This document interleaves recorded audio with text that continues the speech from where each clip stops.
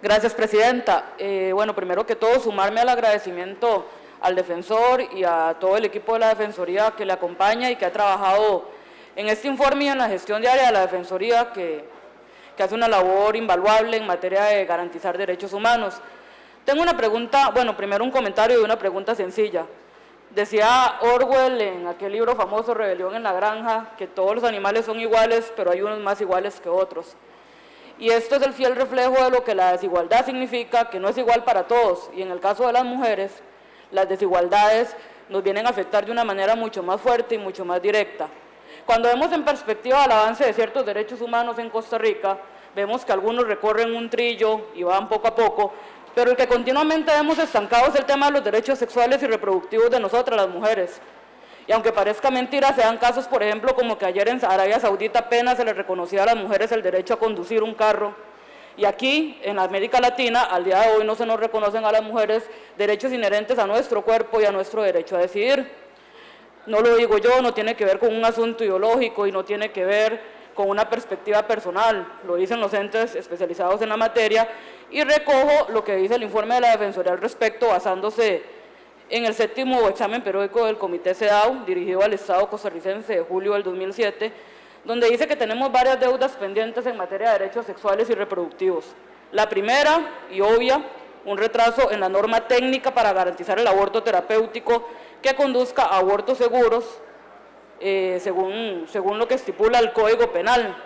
En esto tenemos 100 años de rezago, 100 años porque desde el Código Penal de 1970 y pico está regulado el aborto impune y hasta el momento de hoy no hay una norma técnica que permita que los especialistas en medicina lo puedan aplicar de manera regular, estricta y segura.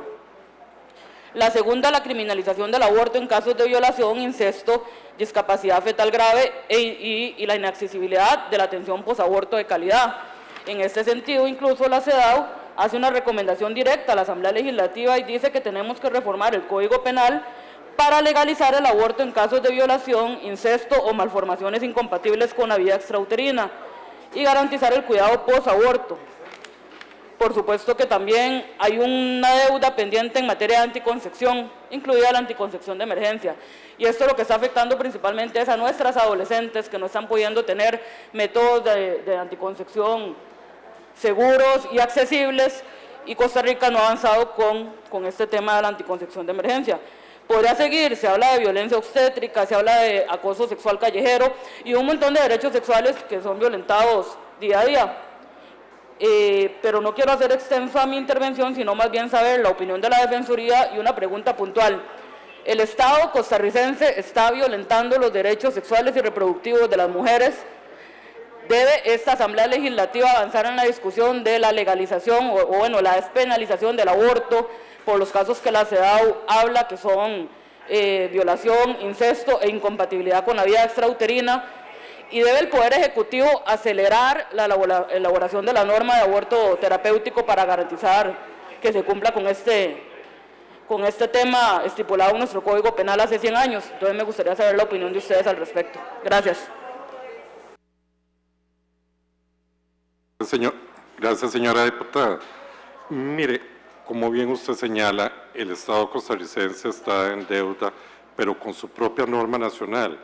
Bien usted lo indica, desde 1970, esta Asamblea Legislativa aprobó la norma relacionada con el tema del aborto impune, cuando es efectivamente incompatible con la vida de la madre. Y yo quiero en esto, señoras y señores diputados, tal vez explicar la inequidad, obviamente, entre las mismas mujeres, porque lamentablemente esta ausencia de norma terapéutica, que es un requerimiento de una norma aprobada por este Congreso, ¿verdad?, está haciendo que hayan personas que poseen dinero y de alguna manera puedan abortar en algunos centros hospitalarios privados y cuya causa en el reporte médico es absolutamente otro y hay un subregistro importante de estas de estos abortos, mientras que las mujeres pobres que tienen el problema de tener un embarazo incompatible con su vida,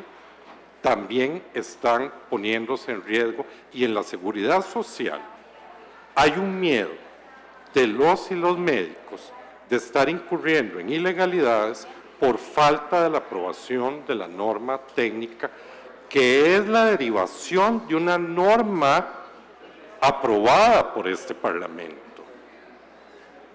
Nosotros desde la Defensoría lo que queremos es evitar precisamente las lesiones, más lesiones a la salud de las mujeres, entre las que pueden efectivamente pagar cuando su diagnóstico es que el producto es incompatible con su vida, o de las que llegan a la seguridad social y los médicos no saben qué hacer. Señoras y señores diputados, este tema pasa por un tema de orden técnico médico que debe discutirse. La Defensoría recientemente le hizo una excitativa a la señora ministra de Salud para conocer cuál es la opinión, porque esta situación de inequidad no puede continuar. Ahora bien, en relación con las recomendaciones de la CEDAW, estas son recomendaciones.